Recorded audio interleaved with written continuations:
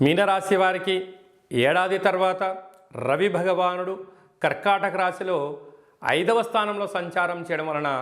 శుభకంకణం చేయవా పంచమం అన్న కారణం చేత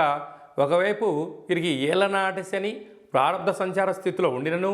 శని భగవానుడు వ్యయంలో వక్రగతి సంచారంలో చేసినను పంచమ స్థానంలో రవి భగవానుడు మిత్రస్థానంలో సంచారం చేయడం వలన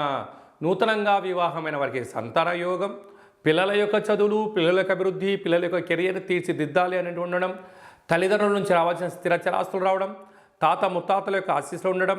మీరు ఏదైతే అనుకుంటున్నారో అది విజయం సాధించడానికి ఇది చాలా మంచి కాలం అని చెప్పి గుర్తుపెట్టుకోగలగాలి. కనుక వీలైనంత వరకు సూర్యోదయమును పూర్వమే లేచి సూర్య నమస్కారం చేయడం, పక్షులకు ఆహారాన్ని ఏర్పాటు చేయడము, శునకపు మహారాజులకు మద్యాన్ని దానం చేసినట్లయితే సూర్యుడి యొక్క ఆశీస్సులు కలిగి అద్భుతమైన ఆరోగ్యం, ఐశ్వర్యం మీనరాశి వారి సొంతం అని చెప్పి గమనించాలి.